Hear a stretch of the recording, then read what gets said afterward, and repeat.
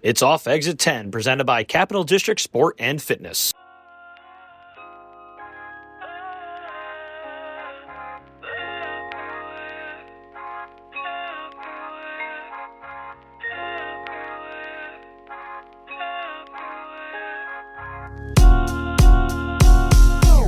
Are you a baseball guy? Me? Yeah. Yeah. I grew up playing like baseball and basketball. Okay. Jay, I was so stoked yesterday for a second. Why is that? That Topps Ohtani pack. Oh, yeah, that was a tease. Like, were you ever a baseball card guy or no? Yeah, I still have like a Rubbermaid of cards from like my childhood. Maybe there's like something worth money in there, but I haven't gone through them yet. It's hard in, how old are you? I'm 31. Yeah, it's hard in our childhood. I'm 33. They just overprinted everything. That's it. That's it. So Yeah. it fucking kills the value in all of them. It's like, what is it, Jay? Unless you have an auto, a limited edition. Yeah, these days it's got to be like a numbered card, limited print, autograph. That's kind of it. Yeah. I mean, that's what they were doing with the Ohtani thing. Was Right. They were all like limited. Yep. And it was like they just throw them into a random pack, and you might get them. And But I kept refreshing the Topps website for like 2 days, trying to get on and get a box or a pack of these. So the limited edition, it's like 50 home run, 50 steal cards. And I finally got in. I put 4 packs in the cart, hit checkout. I called Jordy, like, we're getting them. Hit checkout, and then it came up. It's like, these are out of stock. I was like, motherfucker. like literally, he had them in his cart, and somebody snagged them up. Oh, I was like, fuck, man. But yeah, Nick, I appreciate you coming on. Yeah, thanks for having me. Yeah, man. I told you. Yeah, I think I saw you through Tay and through Tehran online. Yeah. Yeah, and you've made a career out of this music thing, huh?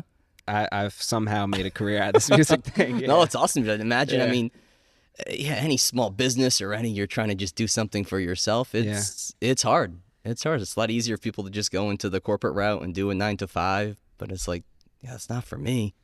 Yeah, and it's like it's no blueprint to the creative arts, any industry. Like it's not like there's business plans that exist for being a recording artist or being a painter or being a musician. Like like a composer of music, there is no class you can go to build a business plan because it's unpredictable. Mm-hmm. You can have like preset limits. All right, this is what I'm putting in financially. This is the amount of time, but there's no return on investment guarantee. Right. Yeah, that's a great point. And even in the gym industry, for example, I lived in Boston for a long time, and there were a lot of kind of gyms with this similar business model in Boston. So I was able to connect with people, kind of find mentors, see how they kind of built a gym like this from the ground up, and kind of had a good idea. Like, obviously my blueprint is different than anybody else's, but I had kind of a good idea. Did you have somebody like that with music for you? No, I didn't. I kind of had to learn everything on my own through trial and error, which is really annoying because I've been involved in music since I was 14.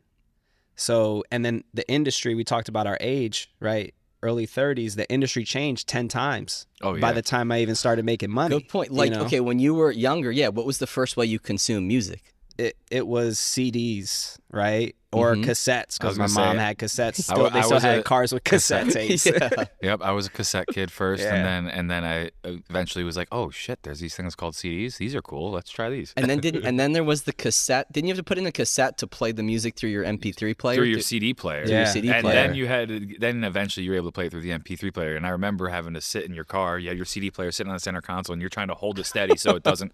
You hit a bump, it doesn't skip. It used to be like this massive wire cassette went into the car, and then you got the Walkman sitting like right next to you. Yeah, and your cup holder. You can't put any drinks in your car, and you're trying to keep it still. Yeah, that's the struggle. Did you have the binder of CDs? Like, I got. Yeah, we still have the binder. Like my mom keeps all that stuff. She still has her records. Oh, that's so awesome. Like I don't. I know everything that's pretty much in there, but yeah, me and my older sister, we still have all of our early CDs like in those binders. Yeah, I don't even know where the covers are because once you commit to the binder, I'm the reverse. Look, these are all my covers. I have no fucking clue where the actual CDs are. Right, my binder's gone. They're in a binder somewhere. Yeah, exactly. Yeah, we could probably take your CDs. I'll give you my covers. Right, we'll build complete. a unit. Yeah. You know what Jordy told me last week? We're in his car. And what's the new Kendrick song he put on his Instagram before? Watch the Party Die? Yeah, I was like, how the fuck did you get this on your phone? He goes, YouTube to MP3. Oh, like, oh that's God. so old school, dude. Yeah, dude. I'm so happy for you for doing that. Had to do it. But yeah, we've been through such a cassettes and CDs and then streaming. Yeah, so when you were 14, what was kind of your first introduction into you doing music yourself? Well, we were broke. So it was like freestyling, like, Okay. and then rap battle was big. So it was like the first money I made from music was a rap battle. There was this store called 16 Bars on Central Ave, and they did things like sell CDs. You go in there, they have all the different street mixtapes, all the like underground mixtapes. Oh, hell yeah. Like non-big market CDs. Mm-hmm. And then they'd also sell like random stuff like T-shirts, like blanks, and then like fitteds. It was a random spot, but they started doing rap battles. So I did literally like a 3-round rap battle, and I won $150. And then we didn't even know what recording studios really were because we weren't even thinking about it. So by the time you got recording studios, you're usually like in someone's like closet at their mom's house. Basement. Like, everything sounds terrible. And you just like did what Lil Wayne was doing at the time, which is just let me write the longest verse ever because I don't know how to write songs. Yep. And it's going to be like 6 of us, and we're just going to rap for 7 minutes, and no one's going to listen to this but us, right? So that's how it started, but we were figuring it out because it was just like a time where it wasn't as like it is now with all the technology. Mm-hmm. You can't just like learn all the things. Like YouTube is the dude with like the chicken sandwich skits in the woods, or, you know what I mean? Like YouTube's super random at the time. YouTube what? I remember that. You don't remember where he was Jordan, like, do you know that one? go to the store, give me a chicken sandwich. Oh, dude, that's a Yes, I do. classic. Such a Oh, what's it called? It's got a funny Jay, name. find it's it right one now. word. I know it is, but like I find can't it. think I of think it. about. There's that one, and then the fucking. I remember drinking out of cups. Do you remember that one? Is the drinking out of cups the not my chair, not my closet? Yeah, like that, it's like that this one? animated lizard, and And the guy's like tripping balls the in the story background. is like some guy's like tripping on LSD. I don't know if that's real or It- fabricated. dude, listening to it sounds like a guy is tripping on LSD. Yeah. But yeah, I Not my haven't thought chair, of not that my one. problem. Right. So like YouTube wasn't resourceful then. It was like random stuff. We didn't even know why it was on the internet. Like no one was even questioning like why are people doing this? Now it's like a form of income for millions of people. So yeah, it evolved, but it all started with rap battle because it was free. Mm-hmm. And then I always had like a clever personality, but I was always comfortable with myself. So most of the time, due to like going to Albany schools and the interest that I was into, right, hip hop, rap music, basketball, and sports in general, but mainly basketball, baseball. You're usually the token white kid if you're good enough and you're cool enough and you're authentic, right? Mm-hmm. That was my scenario. So the rap battle, I probably won because it was like, who's this scrawny white kid Who can rap? in the middle of the hood, like rapping, and then he has like his friends behind him, so he must be from around here, right? So he's not just like pop up out of nowhere. And I just took that $150, and studio time was like $25 at the time. We just like booked a bunch of studio time like once a week down on South Pearl at the Coliseum. It's like now it's like this little like mall thing, but it used to just be like a studio on the second floor, hairdresser, barbershop, and we just went to the studio. But we were just rapping for like 7 minutes at a clip. 7-minute drill. Yeah. And studio time means what? You're recording. There's somebody there who's an engineer, or they're just giving you the files. No, they're and that's it? engineer, and then they burn it to a CD. Right. So you didn't even have a file to do anything with. You just had because back then like artists were still handing out demo Yeah, tapes. they were handing out the mixtape. They're out of their trunks, you know? Yeah, so it's like they burned a CD and we didn't know what to do next, so we just do it again next week. And then we just had like these stack of CDs of songs that never saw the light of day outside of our immediate circle. But I mean, that's kind of like music. I feel like or really like business. It's a trial and error, and just sometimes you're putting out a product or recording a product that nobody's ever going to hear, and it's practice for you. You know, it's just like, you know, an athlete going to practice and there's no fans there.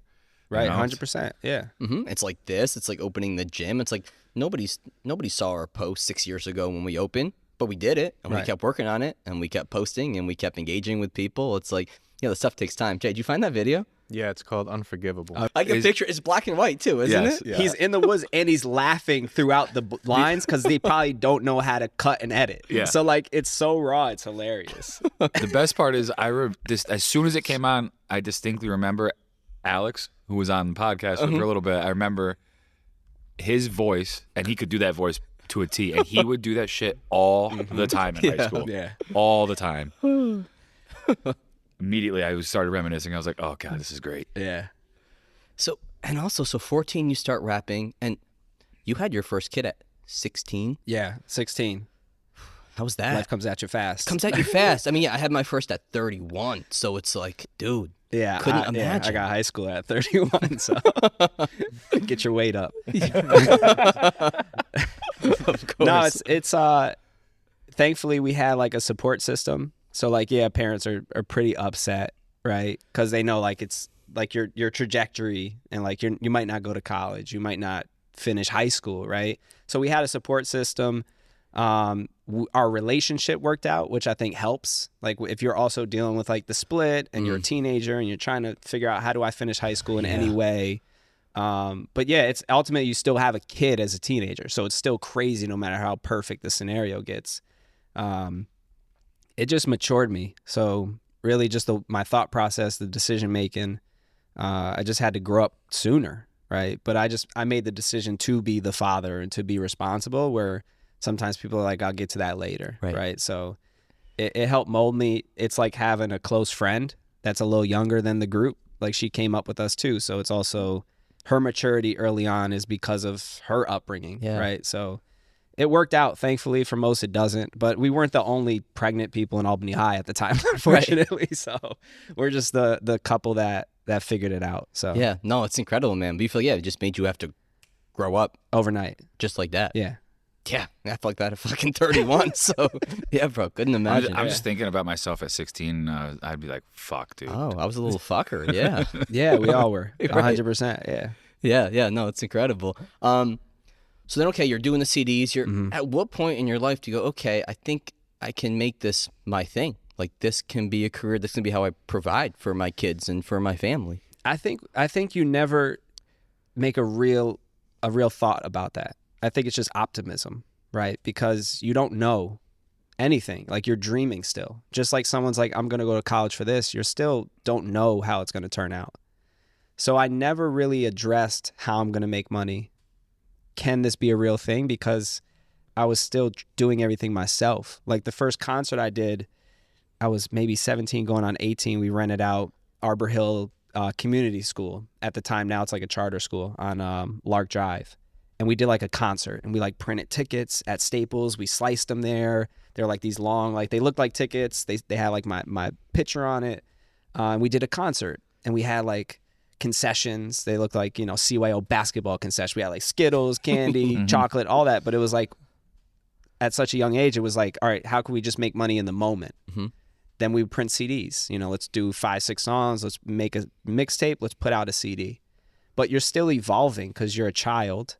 You're new to it. You haven't really lived much to like commit to anything. So, I mean, as a 17-year-old with a kid, I made like $100 that night maybe. But then it's like, oh, I'm doing music, right? But I'm still like working at Dunkin' Donuts. So it's like, it's this balance between like reality and then your passion, which I think everyone has at all ages. It's just a matter of monetizing it, which you don't figure out for quite some time. So, but you have to be optimistic, and you almost have to like fool yourself into it becoming reality. Right. Because it's not always as simple as you think it's going to be. Yeah, that's true. And it's like too, kids online now see like a side hustle, which is like great because online you have many opportunities to do things outside of your 9 to 5 and have time to pursue them. It's just, at some point you have to make the choice. Okay, when am I going to shift myself all the way over into what this side thing was for me to become my full-time real thing? Yeah. And so I didn't even know what sync music was until I started looking up things about you. Explain, yeah. So it's essentially royalty-free music. So the publisher, who is the company, right? They have artists, producers that create music for their library. So instead of the NFL having to go to Universal Records, deal with all the A&Rs, deal with everyone that's included on the record, and actually do a deal on the record, which is usually more expensive for them, they can go to the library. And you're saying the NFL to use it in a commercial, in a promo. Instagram posts, like anything. Because you've had stuff with USA Basketball, with the NFL, with the NHL maybe I saw. NHL, MLB show, video game, XFL when it was a thing, we soundtracked the whole season. NBA teams, professional soccer teams, leagues, all that. So we pretty much touch everything, big YouTubers, streamers, etc., because they get flagged. Like you can't put your content out without the clearance. Yeah, which is why we don't post on YouTube, because we like to play music and play things, and it's like everything's going to come right down. Right, 100%. So what sync companies do is they provide a more streamlined process for companies to purchase royalty-free music. So they're paying up front for the use and then just using it at their free will. So they can use it for a TV, they can use it for this, and that's the agreement. And so they only have to pay the one time to you be able to use it? Most of them are subscriber based. Okay. It's like NBA 2K will get they have so much content they put out, Yeah. and then they have the video game, Yeah. and then they have social media, and then they have their streams. So they just have like a subscription They'll to have whatever. a subscription or like an agreement to Mhm. use. So they'll have access to the library. So essentially we are a Spotify for sale, Right. right? That's what's being built That's pretty cool. as an industry, not just like where I'm at, but yeah. How did you first get into that realm or learn that this is even an option? Someone just asked me, they're like, hey, I think it'd be a great fit. Because I've always been pretty creative with the way I made my music. I'm not really in a box of any. So Right. I kind of bounce around with genres and this, and they felt like it was a good opportunity. And 5 years later, we're still here, not to like, jump ahead of the timeline. It was Yeah. literally a phone call. Like the company was trying to expand into hip hop because they're Sweden based. Okay. So a lot of EDM, a lot of just Mhm. producers only. They were looking to expand their US team and get into hip hop. And I was just one of the first folks that joined. So Yeah, dude. good luck of the draw and network. It was just a friend of mine that was roommates with the head of music. So it's like, that's just how things work for me. It's not about always what you know, it's who you know. 100%. So now when you're making music, though, are you visualizing like, okay, I'm going to make this type of song and this is going to sync very well with these types of genres? People are going to want interest to put this on their YouTube or their promos? Very rarely, because there's so many companies and types of content they're looking for. Right. There's a fit for everything. But we do get sometimes requests like, hey, this company is looking for a high energetic type of song, but it's never like whatever we send them, Mhm. It's not, they don't have like rights to be like, make it this way Right. or make like whatever I turn in. Do you have the rights to all your music? So they own all my publishing and then I own royalties. So it's like a 50-50 split partnership. Yeah, I mean, there's the whole industry side of music, right? It's like you have a record label or independent people, and then what you do. Yeah, explain that to people. Like, say somebody signed to a record label, they do or they do not own their music, and then you're getting money through all different avenues, publishing or royalties. Yeah, luckily with the internet, I think a lot of people know record label is essentially a loan for the artist. So all the money they sign you for is a loan, a return on investment. So you don't then start accruing more money. So say you get an advance, $50,000 From a record label. from a record label. There'll be terms in the contract to say until the label grosses $100K, you don't get pieces of your shows, you don't get pieces of your merchandise, you don't get pieces of your music. Streaming's already no money. Everyone knows that. Right. Like it takes millions of streams to get a couple grand. So the money's in the shows and the tours. So a lot of artists are working off of loans. If they can't sell tickets, they don't sell merch. Unless they have constantly, they're in the top 50 on the Billboard, they're not recouping the money for the label. Then they just disappear. Mm-hmm. So in my scenario, I'm an independent artist who has a contract to provide a company with a certain amount of records over the term of the contract. I can put out a project with you guys tomorrow. Mike calls me like, yo, I think I want to do this country song. Right. I need a rapper for it. And I'm like, all right, let's do it. And we could put that out on our own. I'm not confined by my contract or agreement. I have a partnership with them for bodies of work that they request, but I'm still an independent artist. So I can go do a tour. You can do your own thing. I can make my own music and put it out right now. Right. I forget who I saw recently when you were talking about like the record label loaning out money, like you get that advance. And then I think it might have been 50 Cent I heard talking about it. And then like you really don't see any more money from the label until you start making them money. And it's more than what you got the advance for usually. And that's where a lot of people end up, like you said, all of a sudden you don't see an artist that was awesome, but then you don't see them because they didn't sell any tickets or It's a whatever loan. it is. Yeah. It's a loan. And it's dangerous because then like the plot twist is they might give you 50 now. If you continue to grow and they're like, all right, we got to build your image. Boom, there goes another $100,000 in your marketing and like touring budget. Yeah. Right. And then it's like, that's still your responsibility to recoup as the artist, although they are the machine. It's like, I don't know, probably like 2% of artists actually have the ability to get out of their deals, or that's why you see so many of them selling their masters. Right. You see that a lot now, right? Yeah. They'll sell their whole catalog. Because that's their buyout. That's their retirement. Yeah. They put in the work. It's worth a certain value to be purchased. And they're like, my kids don't need to recoup royalty checks every 4 months for, $50,000. Just pay me $7 million. Right. Yeah. Or pay me 20 million, pay me 50 million. Yeah. And then you could just have it now. Yeah. Right. Yeah, I'm trying to think like the first rappers I remember talking about being independent. Like was Chance the Rapper back in the day maybe, or Russ for sure now? Russ was Russ is 100% still to this day. yeah, Russ was one of the first ones that I remember really like talking about that and like how like you got to be your own business and like that kind of stuff. Because he did have a 50-50 split with Columbia Records, I think, at one point. And a lot of them and do. then he got out of it. Yeah, a lot of them do. I think he had like a one project. It was like an EP deal or something because he was doing like crazy numbers in Europe. So they like did the deal to send him to Europe to do the tour, and then he kind of got out of it. But I think the industry had to adjust because there's so many deals they offer. Before it was pretty straightforward. Then you had like the mixtape era. So you had all the Wiz Khalifas and Wale and Currency and all these artists who were doing national tours, selling out, 3,000 to 5,000 cap venues, and they didn't have a record deal. Right. So they would go to like a record label that was independent under X record label, right? So their distribution was through this place, but then like they're actually signed to like a smaller label. So it's so many like smoke and mirrors.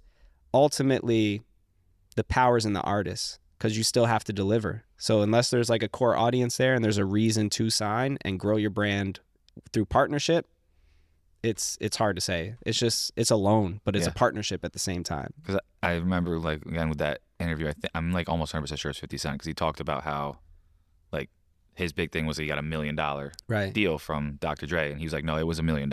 Like I got $1 million from like Dre and Eminem, like, and he broke it down how it all ended up breaking down and how he ended up getting the $1 million essentially. But it was like it's rare to get like a authentic deal like that. I feel like it's gone, and like that doesn't happen. There's no artist development. Yeah, a whole department of record labels, A&Rs. You always hear the term. There's no artist development. There's no rollouts. They're getting signed with 100,000 followers on Instagram because it went viral. Yeah, right. It's different. It's different now. The problem is those artists can't sell tickets, so they get the deals and then they disappear. And you're not getting a lot of money off your streaming royalties. You got to go sell out shows. It's not enough to recoup. Yeah, but that they try to do tours and they can't sell 100 tickets in most cities. So it's like it means nothing. Yeah, yeah. Geez, that mixtape era was great. It was the best time to be alive. The blog era, you're going on blogs every day. You're seeing what dropped. Hot new hip hop, the Carter Cartel. Dat Piff, I think is like doesn't I think exist it's anymore. gone. Yeah, Dat Piff's gone. I remember that. Like Two Dope Boys, Daily Chiefers. Yeah. Like, Jay, what do you think of mixtape wise? I mean, Lil Wayne for sure. What dedication series? What was it? No Dedication, Ceiling? The Drought, No Ceilings. Yeah, so good. I think of that. We were talking about it on off air because we were talking like ranking these albums that we put up here, and I was talking about how some of the songs off the bonus cuts on Get Rich or Die Trying are from like Power of the Dollar. Yeah, and like 50 Cent was one of like the first big mixtape people, like literally handing out mixtapes out of his trunk of his car, and he talks about that a lot too. But Lil Wayne, he's the mixtape goat, man. Like that's it. He created a whole I wouldn't even say created. He probably curated a whole style of music where it's like, I'm going to go on a clearly popular song and just rap for 2 to 4 minutes. And you're going to like this more than the original song. Yeah. And then he would do it to his own songs. Yeah. He'd have a song and then he'd just do the mixtape version of his song. And it's like, it was a great time. It Yeah. was so great. Oh, man. Yeah, I always feel, I told kids in here, like you have all the rappers now with the dreads and the face tattoos, and they're kind of like no chorus, just like crazy rapping nonsense. I'm like, that was Lil Wayne. Like, I think of like a Millie. A Millie was like the first popular song, I feel like. That was like that, had no chorus. That's it. It was it. It was just 2 verses. It was Wayne, Corey Guns, done. Biggest song in the country. Was Corey Guns in a Millie? No, that's 6'7". Oh, 6'7", that's right. good though. That's that a great also song. Is I thought Corey Guns would be new so segment. big. Who's the after rapper? Corey Guns. Yeah, I thought he was gonna be good, and he wasn't. Yeah, just didn't. It's just a weird time. Again, people didn't know what they wanted. It was like, great, you're a great lyricist, but nah, we're good. Yeah. Right. Congrats. Who are your biggest influences musically, if you have any? It's I don't have any direct influences, but I think to create, like, artists inspire me to keep creating. And I think it's just music. The older I get, the smaller my playlist gets. Like I don't have any mental capacity for new artists at this time, right? I try, but it's like my playlists are curated so perfectly from like 2002 to now. I have like one of the best playlists long car ride, aux, guarantee, Bluetooth, whatever you have, because I just curate the perfect playlist for anyone in their late 20s, early 30s.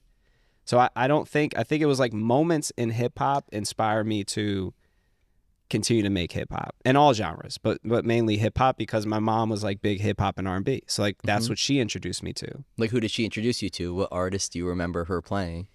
It was just a mix, but it was like Jagged Edge cassette tapes early on, or like 112 cassette tapes, and then like she took my sister. I was probably like a couple months old before Biggie passed. He came to the Pepsi at the time, and like my sister was like 6 years old. She took her, and then when it was my turn, it was like I was at SPAC for 50 Cent. I was like 11, you know, and Nelly and the Saint Lunatics and Big Timers opened up at the Pepsi. Same thing. They came over with the big Air Force One over the crowd, and it was like.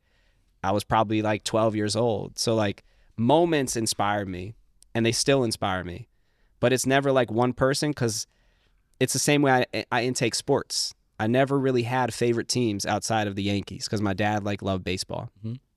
I didn't have a reason to pick a team. And I grew up in the player era. Yeah, like I grew up in a player era. Yeah. You got to remember like basketball was Sebastian Telfair documentary, LeBron James documentary, Melo's out of high school. You had all these like moments where they started giving players a brand. Yeah. Like Jordan was Jordan, but you didn't know Jordan. Once LeBron and them came around, everyone's like, oh, I'm going to give you a peek into my life. And it was like, it was set in stone. So even with sports, like basketball is my favorite sport. Our whole family loves basketball. My wife, my kids, we all love basketball. We don't have a favorite team. My one daughter likes the Warriors because she's 10. Why wouldn't she like the Warriors, right? You know what I mean? So like, that's perfect for her age. That's why not. But same thing with music. It's like I enjoyed the moments. I enjoy the artists. But I grew up in upstate New York. Like we don't have a home representative. New York City is a couple hours away. It doesn't hit the same when you're ride or die for your city or your artist. Closest? What's Benny the Butcher from Buffalo? Benny the Butcher's from Buffalo. Even further, even right? Further so it's like good fucking point. I'm trying to think if there's anybody that's like, I can't really. It's not. No. And even if we did, we don't have like identity here because it's so different upstate. Like you have Albany, but then you go 10 minutes and then you're in Del Mar, and then you go another 10 minutes, you're in Ravina, and you know, or you come up here, like you go north, it gets even more scattered, but then there's still little pockets. It's just weird. Like it's different. Yeah, I think I got drawn into hip hop. I don't know. I love the competitiveness. I love the storytelling. I love the like underdog piece. I know exactly to a what lot you of mean. artists. I can tell you exactly how I got drawn into hip hop, and it's fucking ridiculous. Why? Will Smith. Yeah, it's kind of ridiculous. I mean, Paul's admitting that. Grew up watching Fresh Prince of Bel-Air, and like Will Smith's like Miami, Big Willie style. Those are all Jordan had that CD. Those are all super popular songs. And they were on TRL after school every single day. Exactly. And then he came out with Men in Black, the movie, and he did the Men in Black soundtrack. And I was like, oh, this is dope. And then I started to explore, like, the first burned CD I ever owned was Ludacris, Word of Mouth. Same. And then the first actual, I think, like, hip-hop, like, unedited CD that I bought was Get Rich or Die Trying. Yeah. But, like, I remember my friend burned me Ludacris, Word of Mouth because he had it, and then the first intro to this whole album is ridiculously raunchy, and you're like, oh, I'm 11 years old. This is awesome. Then you get my mom would take me like FYE. I'm coming home listening to Waterfalls at 8 at night. Ludacris is just going crazy. Or you get the Eminem show and throw on Cleaning Out My Closet in the car with your mom. You're like, Mom, I love you. I promise I love you. I'm really sorry. This is not for you. FYE, that was the shit. Yeah, that was it. That and Blockbuster for the movies, and then you slid to FYE for the music. Yeah, Jordan would cheat the system at what was the video game place we were saying? You could buy from somewhere and then resell to the Oh yeah, it was a little like GameStop hack, you know, you can trade in games. Yeah, there's a system that it only works sometimes, but sometimes Walmart will discount a game. Yes, I did this. And the GameStop system doesn't catch up, so you buy 8 copies of Lego Avengers and pull up to GameStop, rip the package open, up and be like, yo, I got 8 copies of Lego Avengers. Like, why? Like, don't worry about it, dude. What's the price? Yeah, and then you get like double the money. I remember going in and being able to like trade your game in at GameStop, and like I'd go in because like the game got scratched or something, and I'd be like, can I trade this in for something? They wouldn't check it or for anything, and they'd be like, yeah, sure, like that. I'm like, awesome. It's like the old school Chipotle. Like, do you get double meat? I'm like, nah, just push it through the line. Yeah. Or I would I remember the hack I used to do so they wouldn't charge for double meat at Chipotle to get sidetracked here. Is just they'd be like, do you want double meat? I'd be like, no. And then I'd wait a second, but can you just add a little more? You got to do that, add a little more. That's what I was just about to say after you're done. And they used not to get off on the Chipotle rant. But they would always do it. The inconsistency is out of control nowadays. It is. The scoop ratio, they got to get a machine that just scoops it. Yeah. Or they got to do the 16 handles theory. Just weigh your bowl. I like that. At your own risk. Like, who cares what's in it? Just fucking weigh it. Make your own bowl. Make your own bowl and weigh it. If I want all chicken, sure. If you want to load your bowl, you know the repercussions at that weigh station. Right. Yeah, but that's up to you. I don't want some person who doesn't like their job today cheating me because they had a bad day. Yeah.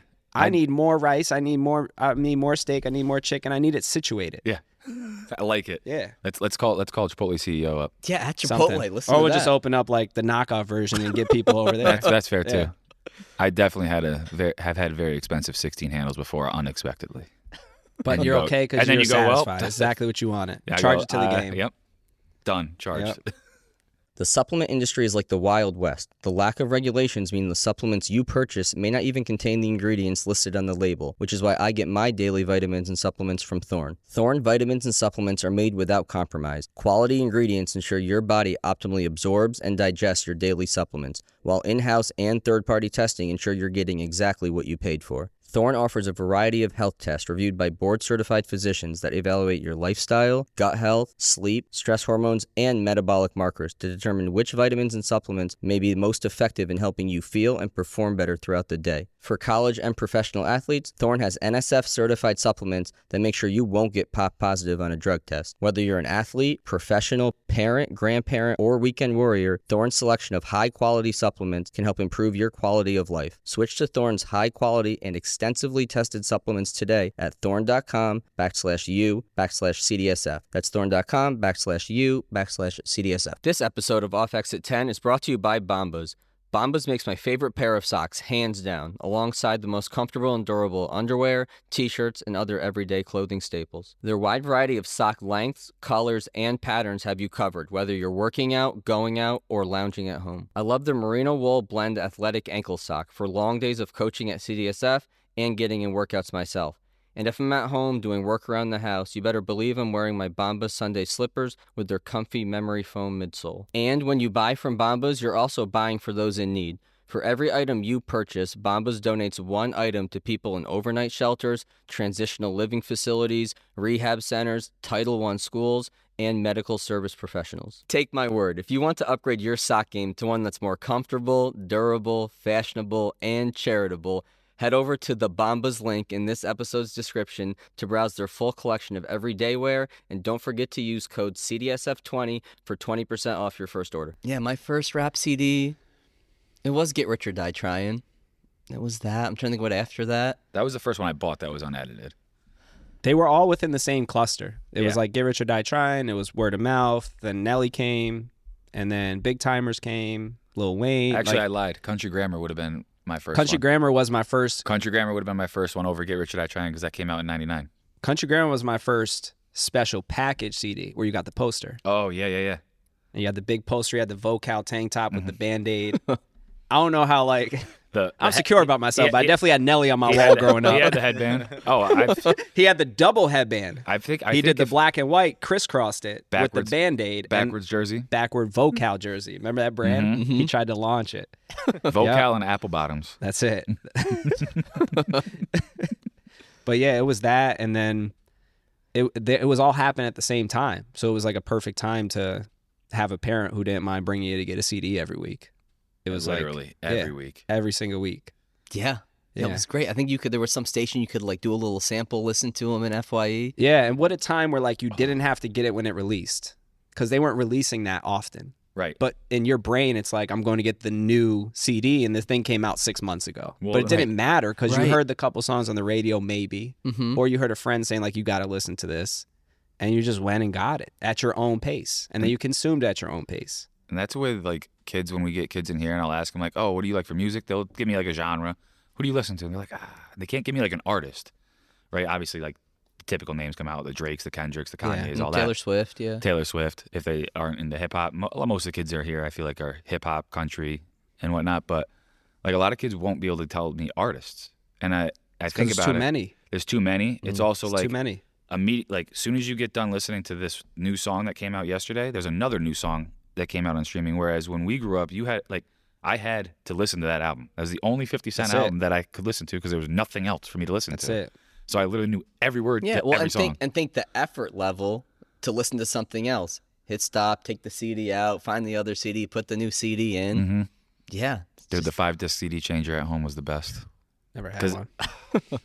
I remember that I had this giant boombox, and my roommate, we talk about this like probably way more often than we should. 2 big old speakers that hooked right up, and you could like disconnect and move them around.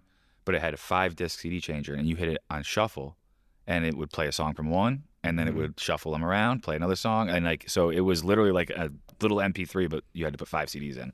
Yeah, I It needed was that. sick. It was so sick. Yeah, it's a good time period. It's a great.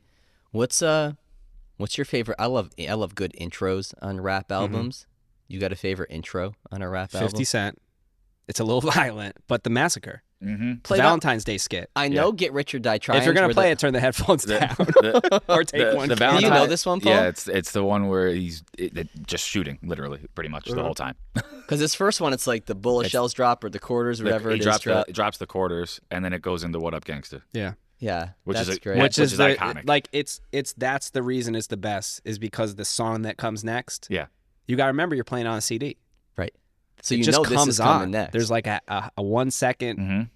gap between intro and song one.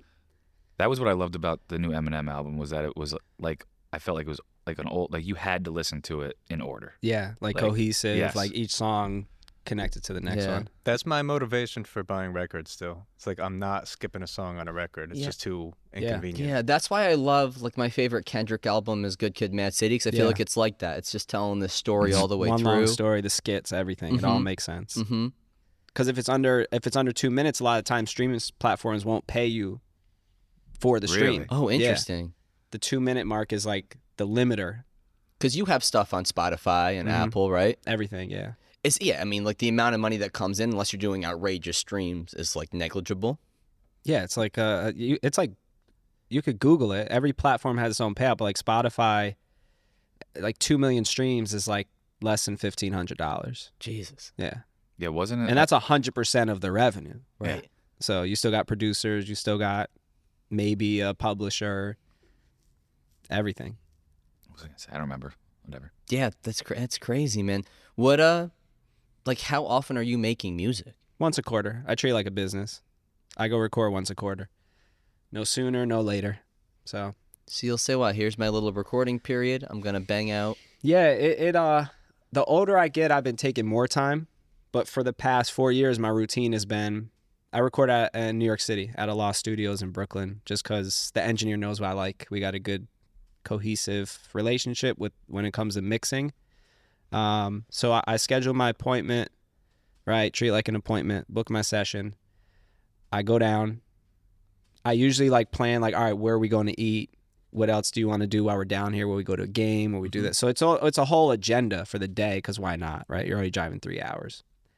And then I go record. It usually takes me like 1, maybe 2 hours if we're talking a lot. And I do like 4 to 6 songs. And then I go. I'm out. I don't stay to mix. I don't stay for any of that. When he does 4 to 6 songs, they get 4 to 6 songs. It's not 0 after recording 46 songs like Kanye.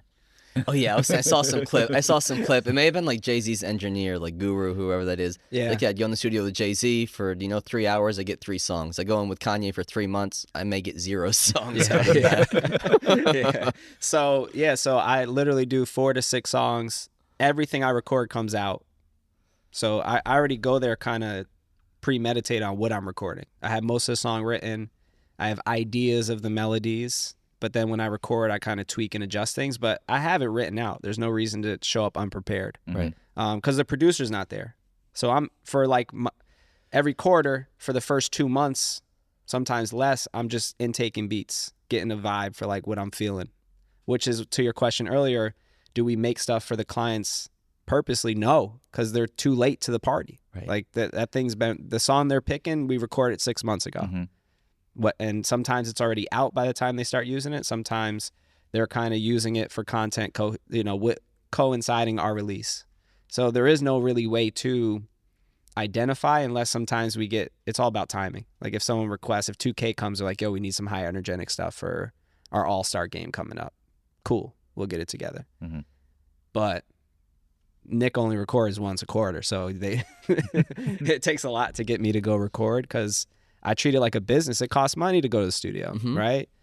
Got to drive the city. Every road you cross is a toll. Like it's just a hassle, but that's where I like to record at. So yeah, no, I think it's cool as shit that you look at it just like a business, like everything, your time, financially. Yeah, it's like in here, right? Like every time I'm here, I'm away from my family, so I want to make sure that when I am here, I'm as efficient as I can be with my time. When I'm not here, things are set up to run smoothly, so I can be home with my family. Yeah, and sometimes the family comes. Depends on what's on the New York City agenda for the day. Right. Sometimes it's a family affair. They've been outside. All my kids are outside the second they're born. It's like they know how to act depending on the environment. But yeah, it's just how I move. Yeah. How do you learn that somebody has put your music on, let's say like the Team USA basketball, put it on their hype video? Yeah. How do you learn? Team USA, we knew because they used it for the whole Team USA Olympics. So their wrap-up video, their medalist wrap-up video, they used it for all their social media clips. They used our music for. We knew about that one because that was huge. We knew about the couple TV placements we had with it. Like all that we knew. Sometimes it's people tagging or sharing me. That's how you So find it's out. like the cult community of like, this is this song, and they'll tag me, right? Especially on YouTube because you talked about Will Smith. Will Smith used my song like a couple years ago for one of his vlogs in Tokyo. And we didn't know because the person that paid for the rights to use was like the publishing company editing his videos or production company editing his videos. Okay.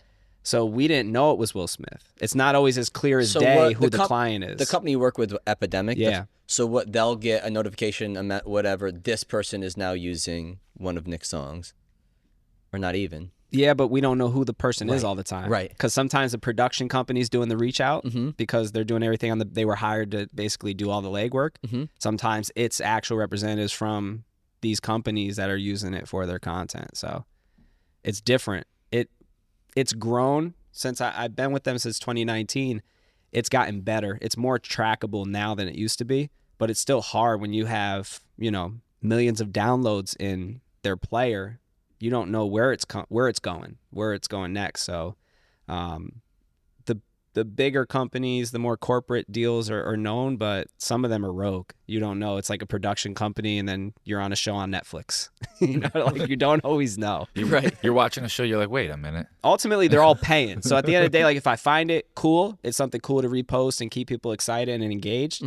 If not, I'm getting paid anyway. Right. And now I'm doing this, it's work. So it's like, as long as the business is straight, it doesn't matter. How much do you think about when Team USA uses your song or Will Smith or somebody? Do you think I gotta like grasp a hold of this moment, this video, this piece of content to help grow my brand? Like, hey, look, this is me behind this video. Do you think like that? I do now because I don't like posting a lot of stuff anyway myself. Yeah, I'm kind of I know. like, I don't know, I'm just like contented out.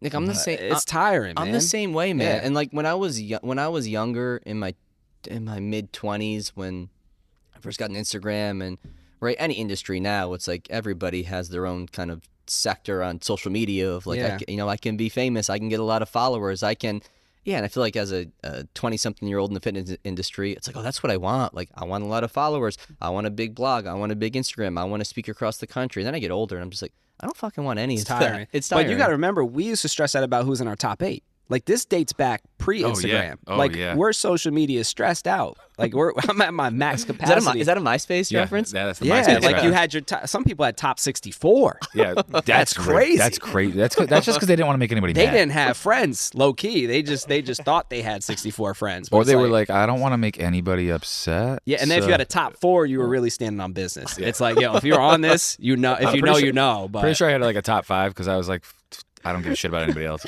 right. So I'm pretty sure those 5 are still in my life. Right. So it's like I'm tired of social media, and my social media presence doesn't affect the business I'm running. My business is syncing, streaming, working with the algorithms, putting out music in a creative way, and that's it. It doesn't matter. I can have no Instagram. My machine still goes. Right. I might get some extra listeners from finding me on Instagram or finding me from something I reposted. Right. But I might not. Like it doesn't weigh on my success for what I'm in it for. Yeah, I think that's good for a bit, like any business to know is, like, let me get a lot of funnels going here in terms of for leads and for people finding out about me. Well, if social media is your only form of getting leads or getting people to see your content or your business, what happens if that's gone one day? I always think, what happens all of a sudden that's gone? Because listen, there's hackers out there. It can happen. Yeah, people's accounts get shut down all the time. Yeah, we had a family member get hacked 2 weeks ago, Jay. Last week. She ended up negotiating with the hacker. It was fucking wild. It's insane. Insane. What a world we live in. Right. It's crazy. The most fucked up part about that, Jay, is that we found out that people in Meta are corrupt. There's employees, right? Explain it, Jay. Yeah. Oh boy, you're the one that told me about it. We have a friend who's one of my parents' friends who's in cybersecurity helped us. He said, listen, if like Meta doesn't message you back after you've reported your account's hacked, like chances are there's somebody on the inside of Meta that's corrupt working with the hacker to take more money from you on that back end. You're like, holy fuck, like I'm not surprised. Right. But crazy. It's nuts. It's nuts. Who wants to deal with that? Nobody does, man. No. Not at all. But yeah, to think, okay, if one of my lead avenues goes away, I'm fine. I got eight more channels open. Or I think in our gym sense, right, we see like a wide variety of people, adults, post-injury, weight loss, you name the sport, we see it. If any of those categories, if baseball were to disappear tomorrow, if lacrosse were to disappear tomorrow, we're fine. Many more channels are still open, and we're going to keep operating and be just fine. Yeah, it's a lot, but I don't know. If anything, you might see like more content from me on YouTube, because like I just like have like 25,000 subscribers that get nothing from me. Like I put out a video maybe once a year, so maybe it would be more like that type of content, like YouTube related content. But social media, it's evolving so much. By the time I built something up, like you said, it could change. Yeah, like people that got on TikTok early, they're reaping the rewards. It's harder to pop on TikTok now than it was when it first took off. And that's like any social media. Like I remember fitness wise, like following when I first really like dove into the fitness industry, like Bradley Martin, and like he was ahead of the curve with everything. Like before Twitter was even a thing, like when Facebook was like the main thing, he knew about Twitter and he talks about how he like researched everything about Twitter, what it was, this, that, and the other thing. Started using Twitter, started using YouTube, and then Instagram came and he went to Instagram and then back to YouTube, because it goes back and forth between do you want short form, do you want long form, like and he was able to master that, and now he's he's just got this following, and he's had a bunch of gyms open up in LA, but like they all have the same thing now too, like just master one and monetize it. Like YouTube has YouTube Shorts now. See you later, Reels. Like, oh, you don't have enough followers, or you don't get enough monetization on Instagram, but you have a good YouTube following. Cool, learn how to monetize YouTube then. Like it depends on your audience and what they want. Like you can't control your audience. I got on average probably like close to 300,000 monthly listeners on Spotify. I don't know who those people are, but I know they want music. Right. So to keep them hanging out and staying around, I just keep releasing music on all DSPs, but making sure that Spotify is getting fed. Like that's my audience. When you release on a streaming platform, how do you do it? You have just one place online, you put the song, and then it like RSS feeds to everything that you needed to go 100%. To. Yeah, Epidemic takes care of it for me, but like if you use like a independent platform like TuneCore or DistroKid, you just click all the different ones and it just shoots out at once. So technology. Yeah. That's not what much we do. legwork. Like yeah, it I mean used that's to what be. that's what the podcast does. Goes into one site and then feeds Shoots it it out. Yeah, feeds it's like into- a Hootsuite, Mm-hmm. kind of. So Oh, fucking sweet. yeah, What's Hootsuite? Dude, that's like it's essentially like that. Yeah. Like it's a lot of companies use them for like their social media pages. So they'll blast their LinkedIn, their Facebook, their Instagram. I remember when did I might have saw that when I was like in the city more, like the Hootsuite thing. Yeah, it's like a link tree with a call to action. Like Yes. set up all your links, post something, choose where it goes to, and it shoots it out. You can schedule it, all that. Right. Do you think a lot of, let's say, just younger, in any genre of music, right? Like any genre of music can be used as sync music? 100%. Right. Yeah. Do you think that young artists may not give it a chance because of ego, or they want to be famous, or they want to be the face of this thing, instead of just like, hey, here's my music and I'm going to get it out there for the people and people are going to use it, and you may not be like, here's Nick, this famous face, and here's all his songs, and here he is on. Does that make sense? It does make sense, but not really, because you could still build your image. Right. You can still get popular. Right. You can still invest whatever you want to invest in yourself. Right. The problem that independent artists have, my biggest gripe with specifically hip hop, because any other genre, there's not an argument about it, is I want to own my music. And I always say, why do you want to own your music? Because unless you have someone else owning it with you, you got to have a lot of money to make some money. Right. So you're just going to lose. I lost for 14 years thinking like, I'm independent. Right. I'm about to slang these mixtapes. Oops, mixtapes are gone. What now? Right. Like on streaming, you can't just have a great song and all of a sudden it's on all the playlists. Like you probably need money and business behind you. Yeah, and like who are you hiring to do the jobs for marketing, for booking, for everything? Like who to talk B2B sales? Like who's selling you to companies for endorsements? Right. You have to hire those people. So unless you have a bunch of money, Right. which no one has if they're independent artists, we're usually broke, you need a partnership. Like it's okay to you have to sacrifice something in business, whether it's location, whether it's space to start. In the music industry, you have to sacrifice owning your music sometimes. It's okay. But guess what? You could put money in your pocket and you're not married to that music forever. Right. Like you can't guarantee your success. So if you're in it to just create and not make music or not make money because you want to own it, the joke's going to be on you in the long run, because you're never gonna. You're not. Like the numbers are there. It's just you have to have money to make the money. Period. You need a partnership. You need to sacrifice something to win. There's not, unless you have insane leverage, which no one usually has. Right. Right. Because like I said, those people with Instagram followers, they're still getting bad deals because they have no proof of ticket sales. Right. We talk about Russ. Russ gives people a lot of gems. So if you're an independent artist, go watch Russ interviews. Go watch his podcast interviews. Yes. He gives so much information on like terms and areas that you need to focus on that are real leverage, right? Like how many tickets can you actually sell? Well, you don't know because you never went on tour. Right. So now you have to book a tour and invest in a tour to get your raw ticket numbers. And how many regions are you going to? Now you only have 5 examples. So you can't book a tour. You can have all the followers in the world. No shows are going to get booked. Because what people don't know is when you book shows, there's buyers. So like that's why big tours you see like Live Nation, presented by Live Nation. Right. They're buying the tour from the label or from the artist, and they're booking all the venues. And then they're giving the artist a deal because they know the trajectory of their ticket sales. Independent artists, when I go to Pittsburgh, I have to get someone in Pittsburgh, a promoter, to buy my show. And then everything runs through them. How much money I get from the door. If I don't have examples of what I can sell, they don't care what you have on Instagram. Yeah. They don't care how many streams they don't even care how many streams I do. They're like, yo, we'll give you like 10% of the door, but you got to sell at least $500 worth. Like that's most of my conversations and how they go with shows. Well, that's where like a guy like Russ, like we talked about, like he did like that one EP or LP deal with Columbia where it was a 50-50 split. Yeah. So I remember him talking about it. It was like distinctly saying it was a 50-50 split.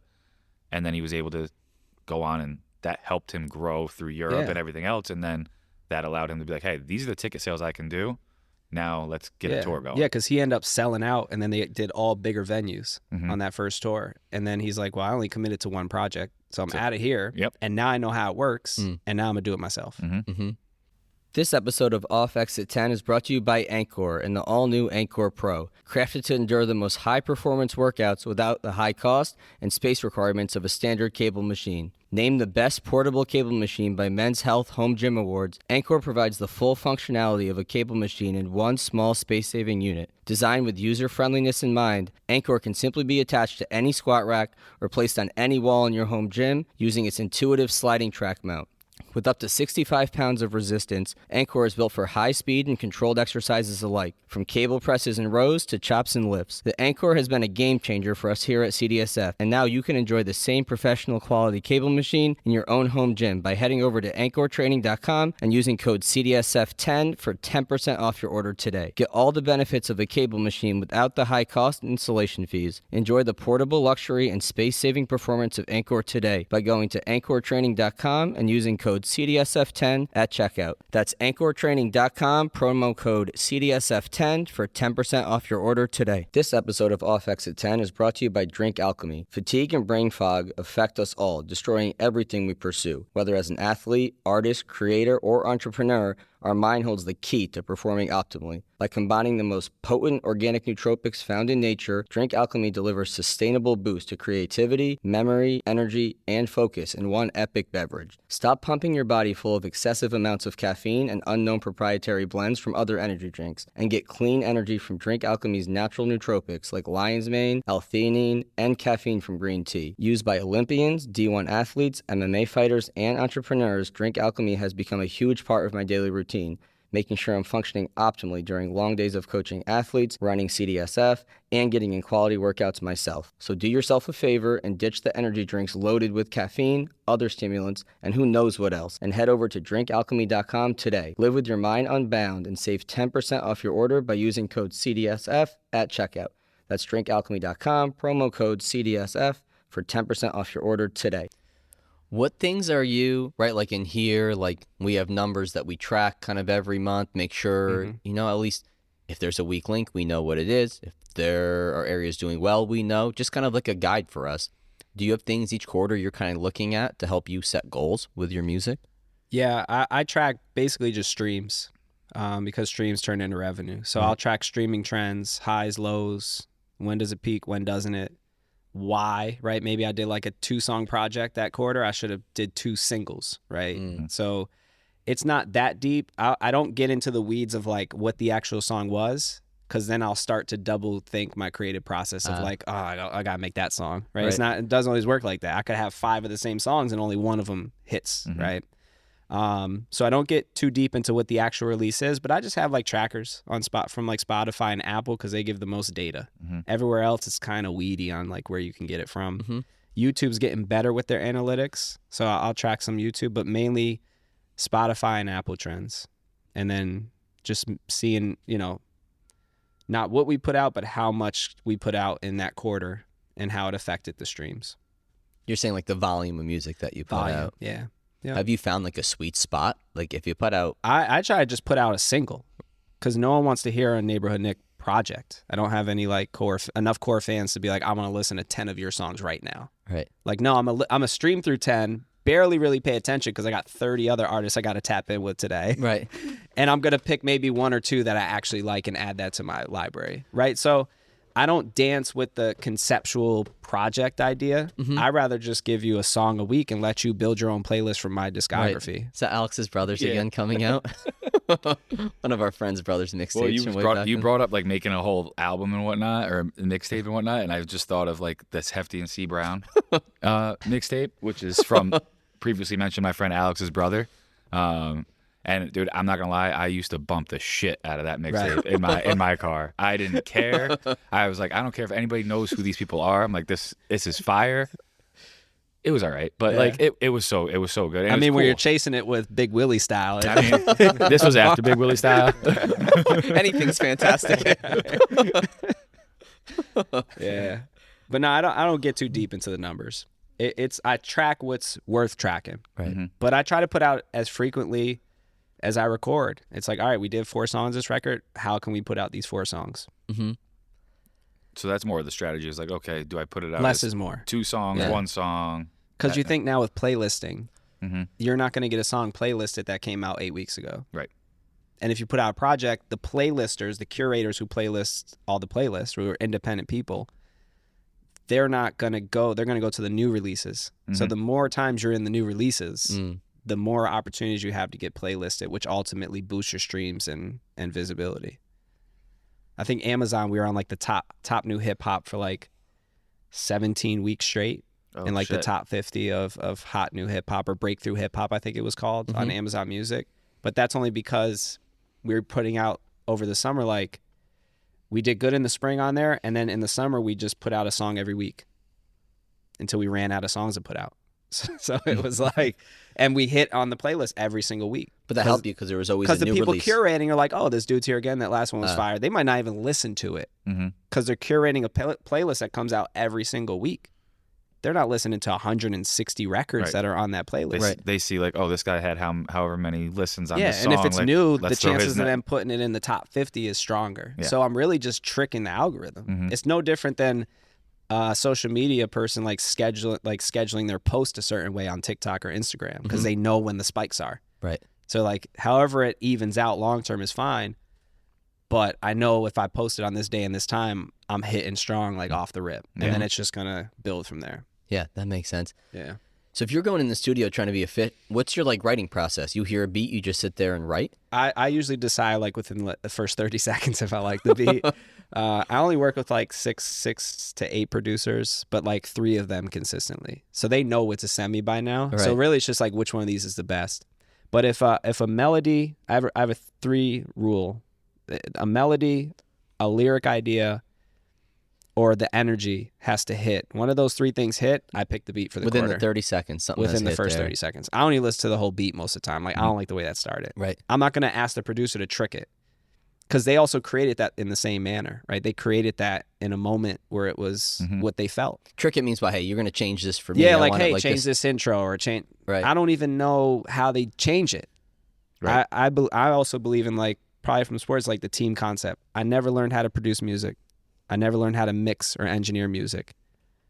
I couldn't even set up this podcast setup. And I'm not saying it's not complicated, but I wouldn't spend the time because I believe in like working with people who are expert in their own way, right? Like if I'm a great quarterback, I'm not going to be like, oh, let me try running back. Yeah. Right. Unless you're Lamar Jackson. Then that's different. Right. But you're just a different style quarterback, You're right? You're still a different QB. human. Right, that too. But like it never worked out. Even Jordan stunk at baseball. Like it never works out. If you're an expert in something, just stick to being an expert in that thing. Yeah, that's real. Like a big thing in our field is sports specialization in kids. Yeah. And it's like you'll see kids at a younger age, let's say 6th grade, 7th grade, right? They'll drop their second sport or their third sport, just focus on the one. And it's hard. I used to be just so against it. Like, this is not good. Kids should do multiple things, not get burnt out. You have a less chance of an overuse injury. But then you just start to realize that at some point, all the eggs have to go in one basket, and you have to weigh the risk. Because, yeah, if you want to be a master of one thing, like, You got to put the hours in. your brain and your body needs the hours put into that skill to master the craft. I think sports are different because you have the overuse injury component. You just got to weigh, like, my body needs enough variety to not have these overuse injuries or psychological burnout. But that can happen with anything. It can happen with anything. That can happen with music. I mean, people I'm sure hit like blocks. You ever have periods you hit a block, you're like, dude, I'm just like, I'm not feeling creative. I can't spark it. No, because I wait. Yeah, the quarterly thing. I'm a quarter. So I'm only really writing, and everything I record I put out. So I'm never going back to the drawing board. I'm never scrapping anything. Everything you search my name, everything that's out was a one-shot session. That was recorded, it was mixed, it was put out. I can't get burnt out. I'm doing 20 to 24, 25 records a year. Yep. Yeah. Well, 2 a month. That's nothing. Some people go in the studio and they write for like 10 hours for one song. I don't know how they do it. Yeah, what's your average? What's it take you to write for one song? How long? It's been tested before. So there's like this it's like a group kind of like workshop session that happens every year with they kind of fly into either New York or LA, all the different, like a handful of artists and producers with Epidemic. Okay. And from all different genres? Yeah. Okay, cool. Yeah, so like kind of what can we get from this few days at the studio? So on average, probably like 5 to 10 minutes for a full song is what they clocked me at. Wow. And then recording it's another 5 to 10 minutes. Usually it depends on how quick the engineer is. Like I'll do the verse, boom, How quick can we get to the stabs or the ad libs or you know, the rest of the song? So writing is quick because it's that feeling. If I already came up with the chorus in the first 30 seconds, at least the melody, then everything else is just authentic how you're feeling. Yeah. What do you think about in rap and hip hop? Like, people frown upon collaborating and having other writers.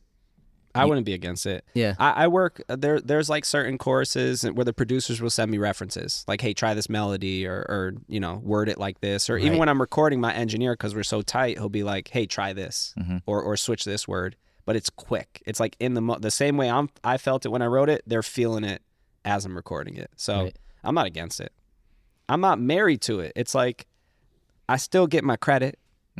They're a part of it too. And when you look at these albums, there's 30 people credited on the record. So it's like, Of course. you could be in the studio. I've been in like big sessions before, and I literally saw somebody, because I have friends who are songwriters. I saw someone be like, yo, turn that ad lib down. And they were credited on that project. Yeah. Right. They don't even write or anything. They had to set up I know the person. They had to set up like a BMI account just to get credit. They're like, hey, if you want to get credit. He's like, heck yeah, I want to get credited. Add that to the resume. He worked at like Verizon at the time. Like, so yeah, it's I'm not against it. I think it's a different world than it used to be. Well, and I think You know? with hip hop, it's, you know, the root of hip hop comes from competition, right? Like you said, battling is how you started. And like getting advice and ghostwriting are two different things. Yes. Or now with ChatGPT. Yes. Because definitely people probably use a ChatGPT to write verses. Yeah, Of course, we haven't cracked yet. I never thought about that, but of course. If they're doing their schoolwork, these young kids are definitely writing verses on ChatGPT. Yeah. Like, you could probably put in, write a verse like Lil Wayne in this it's style. like YouTube when you go like Lil Wayne type beat back in the day. One of my favorite things in the last, I think it was couple years ago, was J. Cole went in and typed in J. Cole type beat, then recorded a song and sent it to the dude that it was. That's dope. And I was like, that's dope. Yeah. Like, didn't ask for anything. He just went in there, typed in J. Cole type beat, heard it, was like, oh, this is dope, and then recorded it and sent it to him. I was like, that's pretty sick. But yeah, it's the collaborating, and like hip hop is like, it's rooted off of competition. You know, did you ever read the book Decoded, the Jay-Z book? No. It's a very good book. Definitely, like, if you're a hip hop person, I would recommend it, because it talks about, it goes through like lyrics from his songs, talks about how it relates to his life, but then also like hip hop culture, hip hop history, and how like hip hop's like boxing. It's one-on-one. It's a fight. And like, that's where I think like it's frowned upon by a lot of people that are hip hop purists to collaborate writing or have somebody write a song for you. Whereas in every other genre of music, we've talked about it, like Neo wrote how many songs for so many people, you know? That's where the money like, is. The Dream wrote how many songs for so many people. And then all of a sudden they were like, well, let me sing a little bit too, because I got a voice. And then they released their own. And it's like Rihanna, I know Rihanna's had songs written by Neo. Yeah, I'm going to guess probably Post Malone didn't write much on this country album he did, but it's like... I think it's pretty well known he didn't. Yeah. There's actually a A&R at Epidemic who worked on that project.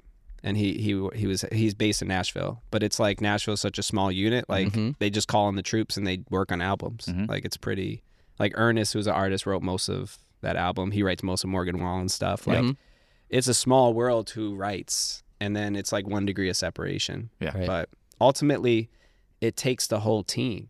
Like that vocalist still has to perform and do it perfectly, because like, someone could take one of my songs tomorrow and sell it to somebody, not literally, but like a song I write, and they could sell it and it could sound 10 times better because it's just inspiration. Right. Like, I may have subconsciously been inspired by something where that melody was pulled from, right?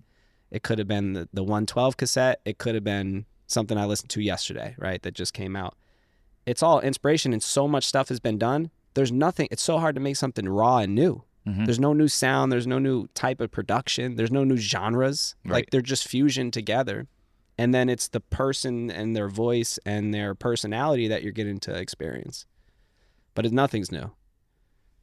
Yeah, it's a good point. Is there any next evolution of people consuming music, or kind of streaming, you think is probably... There's like the glasses that have headphones in them. They're going to be looking like, play that. So yeah, we're gonna have some. I don't know. I don't know how. It's like sports. You see some of the stats. It's like you know, this person broke a record. It's like the most random record. Like first player to have 30 points, 7 assists, and 3 rebounds. Right. You're like, okay. in game 3 of the playoffs. It's like, all right. Right. In game 3 of the playoffs. There's definitely times where they pull a stat out of their ass, and I'm like, first of all, like who's cares? keeping track of this?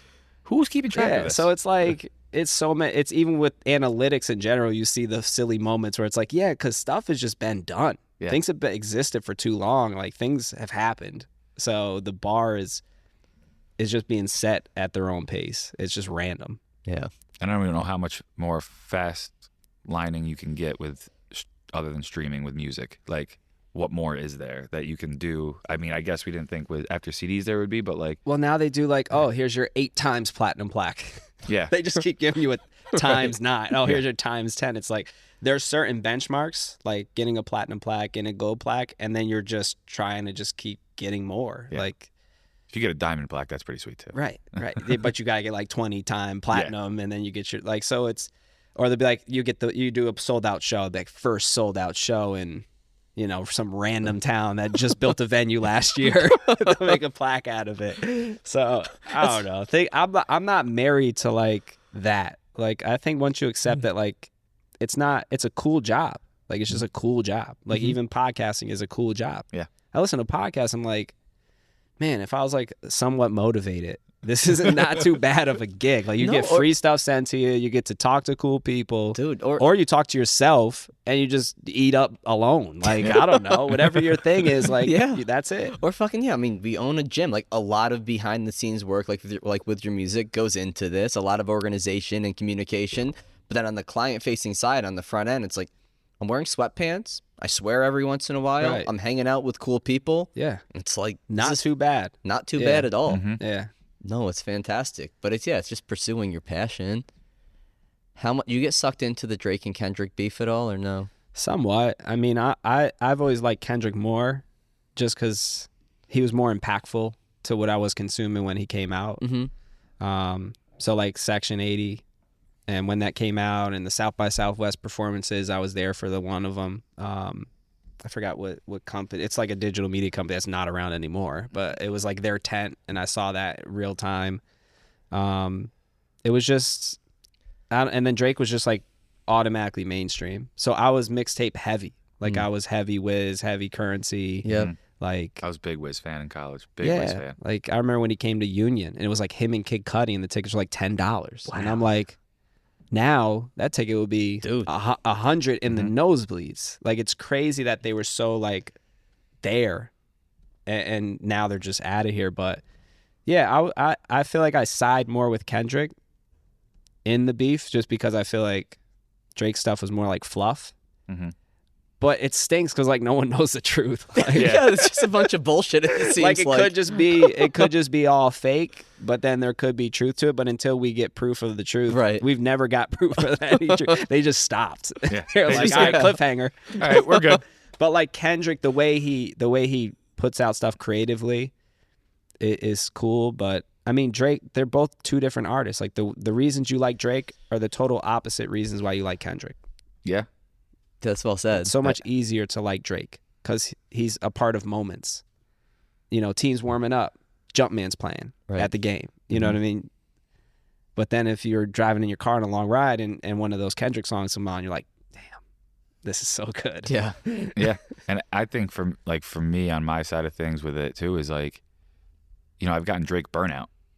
It's like, it's nice that you too much Drake. Yeah, I just had a call about this the other day. Right, like it's nice that you can put out music whenever you want, but like sometimes like making the fans wait is like, that's why I love J. Cole so much. Like I feel like puts out the right amount of content to where I'm not waiting forever for him, but then I also get these features and I get like the little sprinkle here and there, and then all of a sudden it's like boom, here's an album that you weren't expecting, or here's an album that, you know, I told you was coming and it's finally here. Yeah, like that. The missing them is the element you get from Kendrick. Yeah. Like, damn, I miss Kendrick. Mm-hmm. Drake like put out some random verse on the Hey There Delilah track that like some random artist from Toronto Did you ever out. see the video that the actual band members were like, this is fake, like this isn't yeah, real? They thought it was AI. Yeah. And it probably wasn't, because Drake does stuff like that. No, it was actually Drake. Yeah. It's been like vetted that it was Drake, but the he actual posted band thought it was AI. Yeah, he like shared it when it came out, but it's like, we missed Kendrick. Yeah. It's like when he came, it hit different because like, man, we've been waiting for Kendrick, and then when we get him, we only get him for what we get him for, Right. and then he's out of here again. And then he's still trolling because he got the Super Bowl. Yeah. Yeah. And then he made the little bar comment about no second chances from the Drake and Cole record. So he, I like Kendrick personally more, but Drake I enjoy just as much. It's just like Kendrick's in that playlist I talked about. Drake is just a part of life. Like you can't not hear Drake. Yeah. So I enjoy what Drake puts out there. I'm not diving deep into Drake. Pause. But I'm not like, I'm not like, it's a lot going on in the industry. We're not going to talk about those topics, but we all know what we're talking about. We won't go into Diddy right now. I almost said no Diddy, but then. Right. So I don't know. It's like Kendrick is him for me, because only because of how I was introduced to Kendrick. Yeah.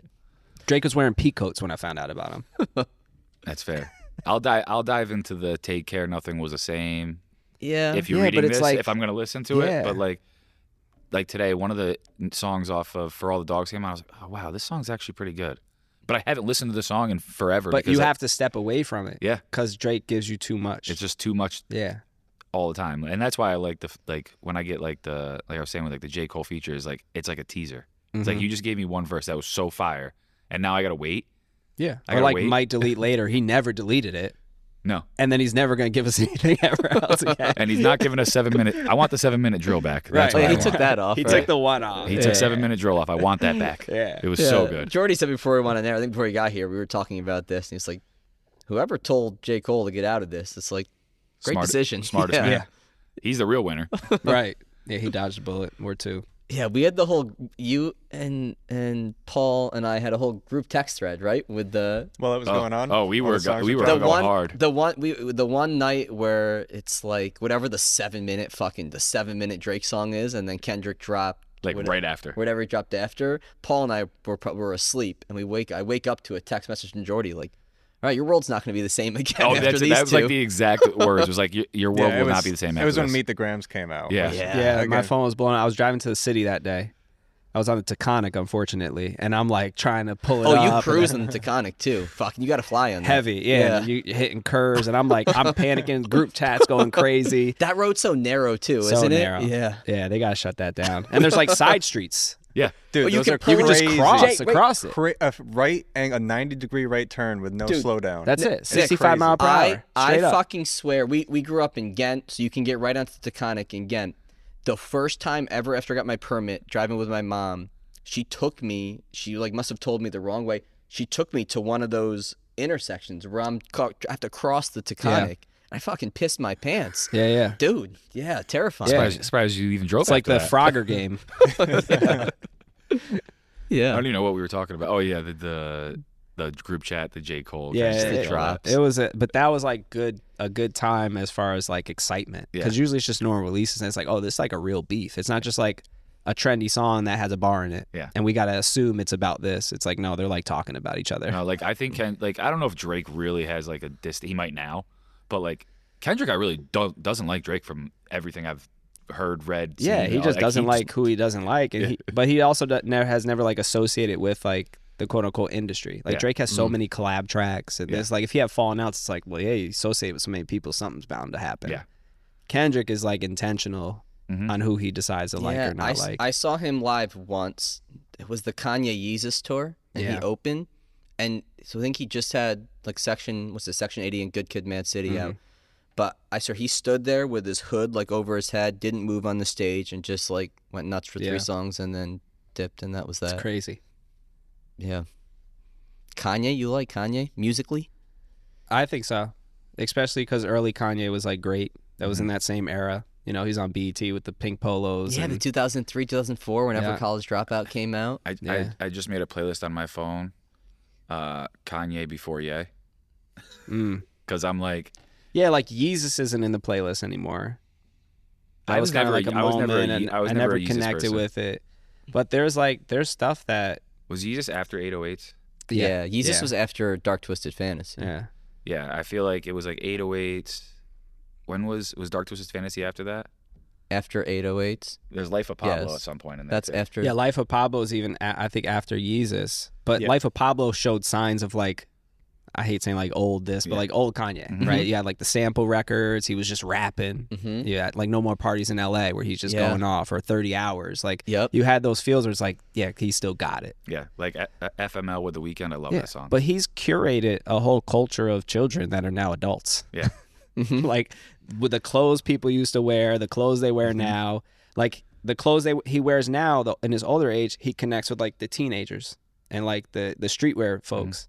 Then with us, it was like he was dressing older than he was with like the polo look, and then he launched the whole polo era where it's like, oh, like we're gonna wear like, you know, smaller clothes, colorful clothes, and it's gonna be accepted in this community. But I think Kanye, on and off the record, is like very important to hip hop and its culture. I think you can't say everyone likes, if you like hip hop, you like a Kanye project. Period. Right. Yes. Period. Front to back, like there's one project where you're like, that's my project. So yeah. Just think about, we talk about Lil Wayne as an influence to hip hop now. I feel like you have Lil Wayne, Kanye, Kid Cudi, like that whole like Kid Cudi was mixtape era too for me. That's how I found him. Like the early mixtape days. But like even Lil Wayne dresses like a 10-year-old on Christmas vacation. But like he's still Lil Wayne. I don't care if he's wearing big fuzzy slippers. He dresses like in Big Daddy when he has the kid dressed like himself. He's on Christmas vacation permanently. He is a 6th grader on Christmas vacation that's wearing all his Christmas gifts at once. He is literally Frankenstein from Big Daddy. He is We can all picture it. But like it's still Lil Wayne. Like it's still Lil Wayne. It doesn't matter. I would go to a Lil Wayne concert if he only gave us like the records we want to hear. Yeah, because he's at MVP. Or he was. But I'm scared to go because I don't want to hear like Bedrock verse. You know what I mean? Like I want to hear like that Carter 3 stuff. I want to hear the mixtape. I want to hear the Carter 2 and the mixtapes. Yeah, that's what I want to hear. Like, Give me some fire, I want to go man. on that tour. I want to go see that tour. The one tour I'm pissed that I didn't go to was the 50 Cent Final Lap tour. I was pissed I didn't go to that because I saw all the videos for it and I'm like, dude, he is performing all the songs you would want to hear. Everything. Every single thing. Brought out some ridiculous like people, like guest appearances. The one I was going to go to was in Brooklyn. And like all the people he brought out, like I think he brought out like Busta Rhymes, like every single person in New York you could think of. And I'm just like, wow. That was the one. I hate myself a little bit right now. Yeah. Yeah. that would be like one of those, like, if Lil Wayne did like a quote unquote like final lap tour, I feel like he would do like his, but I don't know if he ever will. Yeah, it's like, who does he bring out? He has so many records with I'd rather him just rap your verse.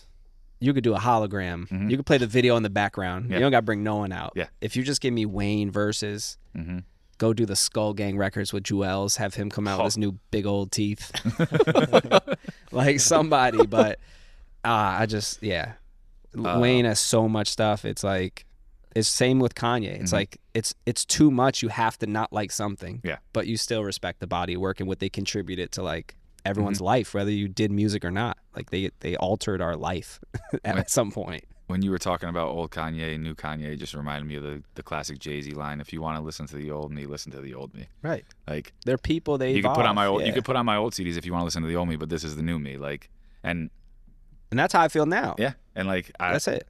I love, like, Jay-Z's one of my favorite artists of all time, and like I'll listen to all of his stuff, but like there's times where I'm like, yeah, I want to go listen to the Black Album. I don't want to listen to, you know, the Blueprint 3. Oh, Watch the Throne is so good. So good. Yeah, I feel like it's just us aging where I much rather listen to those early 2000 songs. I don't have much interest in. There is one. What? That we have an interest in. And he came on earlier, and Jordan was like, "Who is this?" Oh, when we lift, we like to play Big X the Plug. Oh yeah, I do like Big X the Plug, and actually that's made me remind me that Mexican OT you should add to that playlist. There was a kid that's in here. just a tech country Texas weightlifting playlist right there. Kid in here was listening to. I'm like, who the is Mexican OT? And I was like, that's actually ain't that bad. But when you brought up the 2-minute clip thing about like streaming and like not making. If a lot of Big X the Plug's songs are like 201, 210, 217. So it's a strategic thing. Like, because it's like one verse and like a chorus, or like 2 short verses and a chorus and whatnot. But a lot of his songs are like that 205 to 220. And now you just need a good 15 seconds. Yeah. You go viral on TikTok. Right. You just need a really good 3 to 4 bars. And that's it. They don't even care about that's why they're not investing so much time into the production. Yeah. It's like, all we need is like a trendy hook or like a really good bar in the verse. You know and who people would are have been gonna pick this up? the best TikTok artist of all time if he came out like 7 to 10 years later? Tyga. I think so, but I don't, because my kids think they're putting me onto music. And I'm like, this came out before I was born. You're not putting me on. They're like, you know this song? Because I'll like start to sing along. They're like, you know this song? I said, do I know this song? Your grandmother knows this song. Like, because they see it on TikTok? Yeah, it's like, it's a dance associated to it. Yeah. They do it. You hear it playing in the background. You're like, how do you know? Because I just think of like all the like Rack City and all those songs that came out. Like they Hit have the tapes he was doing with Chris Brown. You know, they have those that like almost like TikTok-y beat to him. And like, you know, he reminds me of like what DaBaby is. But before DaBaby came out. Yeah. Now the Jenners got that on lock. They're not letting that fly. Yeah. He did. He danced with the wrong Kardashians. They're not letting him get that off. They got the algorithm shut down. Yeah, I think the only new I've listened to recently is Big Sean, maybe. Like his new project. His new project, yeah. See, but I love older Big Sean too much to. Like Finally Famous. I can't. The new one's take good. It. Yeah. 'Cause I've listened to it, but it's like I haven't picked my records I'm added to the playlist yet. Right. I'm trying to think of like newer artists that I've been listening. If there's any. What have you been listening to, Jay? Hip hop or in general? So in general. In general. In general, I shuffle. I got 3 artists. I like their catalog front to back: Frank Ocean, James Blake, Sampha. Yeah. That's the vibe for me. My friend just sent me a Sampha record this morning. Yeah, love him. I got to see him in Boston in April. What the name was. It's sad when I look at my recently added, like there's no like the only new artist is Big X the Plug in my recently like all the other artists. It's like, all right, I got the ASAP Rocky song with J. Cole. But as long as like the artists you used to love still keep putting out music, how do you even that's all that matters. Commit to a new artist? Yeah, it's a commitment. Like choosing, because now you got to follow them, because then you got to make sure you know what's coming next, right? It's like a whole if you really want to follow artists, it's a process to it. It's a commitment. It's a one-way commitment too, because they don't care if Joe Schmo is listening to their stuff. Good point. Yeah, Big X the Plug is like the only newer rapper I feel like I've been like consistently like, okay, he puts out a new song, let me listen to it, let me get a vibe for it and whatnot. Like I was that way a little bit with Lil Baby, and then his second album was good. The third album, when he released that, I was like, this is fucking terrible. Yeah. Awful. I was like, this is I don't think I listened to a single song off of it. Yeah. And it kind of just fell off for me. But it's like, it's too much commitment, like you said. It's a lot. It's too much. And then they put out so much music, it's like, man, now I got to listen to another 10 records to see what I like. Yeah. Like, it's a lot. There's no ROI for me on this. No. I got my I'm telling you, I got my playlist. I could die with my playlist in 20 years. It doesn't matter. This thing's... Give me what's the first song on your playlist? I don't know, because they're curated. So I have like hip hop, then I have hip hop R&B, then I got just R&B, then I got country, because my dad, like I said, he's like kind of country rock. So that's what I like. Yeah, it's like I got, but it's all old stuff. Okay. I just started adding in new things to the country playlist, but it's not like the main ones you'd expect. It's like the Ernest, Zach Top, like the ones that sound like the old ones that I like. Mm-hmm. My dad was a big Shania Twain fan. I got that in there too, like a handful of her records. So like, it's like curated. There's like a foundational curation, and then if I come across new stuff that's worth putting in one of those genres, but it's all genre based. But hip hop and R&B then has decade genres too. If I want 2000s, because you have some friends over, cookout. There's pressure on what you play on those speakers. Yeah. I got something for every scenario. I coach youth sports like with basketball, like AAU and like school ball. We listen to music the whole thing, so I got to have the clean versions too. Mm-hmm. But they know all the songs, so I got to have them. Yeah. So I got like then I got the pregame warm up, the car ride. I got a million playlists on my phone too. I have like not too many. I have like about 12, probably like 12 to 15. That's probably about what I have. But there are like sometimes there's duplicates. Like sometimes the hip hop and R&B is kind of the master list, and then it's sub genres from there. So, right. Yeah, at home, our daughter's young. She's not even 2 years old yet. But all she wants to listen to is ABBA. That's all we fucking play at home right now. Yeah, that's all good. Yeah, my youngest is 3, but he just listens to whatever all the older kids listen to. So he's kind of the dangerous one. We gotta watch what we play around him. She's walking around listening to ABBA with her Tupac shirt on. Yeah, she does have a Tupac shirt on. Yeah, that's true, man. That's true. Paul, pull out all these CDs we got are from like that time period. I feel like we 2002. We have one very important question we need to ask. Let it rip. Best white rappers. Oh yeah, who are your faves? There's a handful of them. Well, there's a handful of white rappers. Let me think of like. Obviously, like take Eminem out of it. Like, but I was an Eminem fan. You were or weren't? I wasn't. Jordan was saying he wasn't. I wasn't angry enough. I had a pretty fun childhood. That's like a great point. That is a great point. I wasn't really angry. Well, not angry, but like I never wanted to feel angry. So like when I heard Eminem, it's like, yeah, Slim Shady was a fun music video because it was cool the way it was done. But I'm like, I wasn't like, you know. I think I liked him because he was a white rapper. That was like my big thing. And then like he was good at it. Like I watched 8 Mile, but then I wasn't like. The only thing I took away from that is like, man, Detroit like sucks. I like Get Rich or Die Trying movie better than 8 Mile. 100%. 100%. Yeah, he's running on the sand, gets home, takes his freaking the wires out of his mouth. Yep. So good. But yeah, so Eminem's not even in it. Wouldn't even be in it for me anyway. Whether he's the GOAT or not. He is like, you know, probably the GOAT as far as success goes and talent wise for the whites. But I think Yellow Wolf is up there. Okay.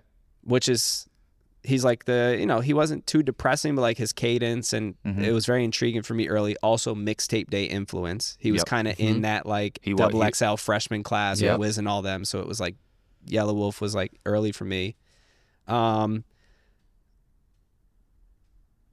Post Malone's top 3. Let's not forget he did come in with hip hop. He just started veering off, but but Stoney's great. He's one of he's the only artist to have a top on in like every genre. I think it's like every genre. Yeah, because he had the rock and roll stuff. Yeah, the guy had a song with Ozzy. Yeah, like that's so sick. Crazy. It was so sick. He has a song with Ozzy Osbourne and 2 Chainz. 2 different songs. And Luke Combs. And Tim McGraw. Like, so Post has to be up there. MGK, same thing. Never really connected with me.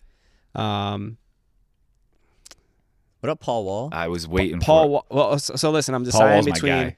Yeah, so Paul Wall, can't forget about him. The whole like Mike Jones, Paul Wall era out of Houston.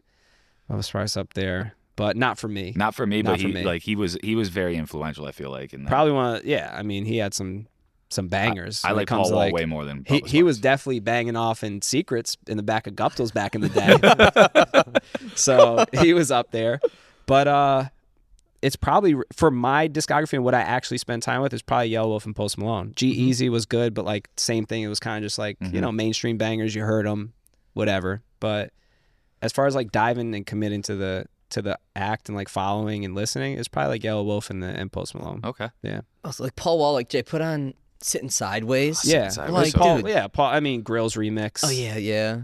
I didn't realize how many Paul Wall songs I really liked till I like. In my adult life, I started going back and like listening to more, and I'm like, holy shit, I liked more Paul Wall like things that he was featured on. I never like or it'll be like your scenario, like the ranking might change if you tell me that was Paul Wall's song. Yeah, and then you go, wait a minute, and then you're like, oh, never mind, I guess I was a Paul Wall. Like I remember Paul Wall vividly. Yeah, but I just didn't like. There were probably songs that were other artists that I was following that introduced me to Paul Wall. So it was like those remixes or those features was kind of like, I rock with Paul Wall heavy, but. I don't remember any interaction with like a Paul Wall album. Couldn't even name one. I'm just glad you didn't say Macklemore. Same thing. It's like I'm just glad you didn't say same thing. Just glad you didn't, because I would have been like, wait a minute. No, it's like you're a Kendrick fan, but you like Macklemore. I mean, talk about having like an industry of like motivational music in a chokehold. Like he definitely found a void in the hip hop industry, and created like some crazy production that just paid the bills and some, but. Yeah, not my cup of tea. Thrift Shop didn't really move the needle. The fact that album won a Grammy over Kendrick Lamar is crazy. Right. Was that over? That was the same time period as Good Kid, Mad City, right? That was the was the whole controversy. Yeah. You know who I still am listening to? The guy I started last year. He's a bunch of tattoos everywhere. Millie's. Oh, from Boston. From Boston. Yeah. He's good. I do it like you'll put him on and I go he's good. I can tell why like someone like a Jadakiss would assign him. Right, I was just about to say his song. I heard like his song with Jadakiss. I think it was the first time I heard him, and it's good because he's Jadakiss's artist. Yeah, this is like pre him signing him, but he I feel had like his a record. beats. It's like Big X the Plug though. You hear the intro to the beat and you go, "This is who it is." I feel like he's that guy. You hear it, you go, He's "Oh, very this like is who it is." He's to the bit. Like, you know exactly what you're gonna get from him, I feel like. But same thing, like he came out after I already committed to my artist. Like it's just it just doesn't do enough for me to be like that he made the cut. Yeah. Right? You know, like it takes a lot to make the cut. it does. It's a full, like I said, you gotta follow him, you gotta think about going to see him live. You gotta I don't know go. if Big like, X the Plug would have made the cut if it wasn't for Ryan Packard, but we listened to him a lot in here when we worked out. Yeah, he's one of our interns, so a younger kid who kind of introduced us to some newer he's great. stuff. I saw him running like a slant route at like one of the colleges with no shirt on. He's big. Oh yeah, He's big. Dude. It was when he was at Colorado. Yeah. And then he performed in the locker room. Yeah, they have live shows every week in Locker Room. Dion's got it going. You know? You know, Scratch playing the Paul Wall. You know my favorite rap song of all time, Paul? I know what it is. Jordan, you know what it is? That Morning Dew, anything. It's a great song. Yeah, but I've read too, like Drake, maybe other people do it, will sometimes have multiple songs and they just put it into one. He had one. What was it? Pound Cake? Yeah, and Paris Pound Morton Cake. music. With it was a lot of that album. Tuscan Tuscan Leather's Leather. like 3 different songs. Furthest Thing. Is 2. Furthest Thing's 2 songs. That's one of my favorite songs off that album, actually. Yeah. That Tuscan Leather could be one of, I know we've kind That's of a been like, great we're not intro. big Drake fans, but it's a could be good one of beat my switch favorite record. one of my favorite intros too. I purposely did this. This is like a G Unit stack. I see that.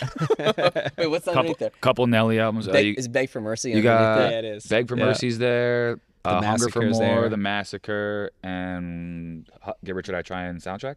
Yeah, I think so. Maybe. It's dark. Can't see. Well, you got Bow Wow.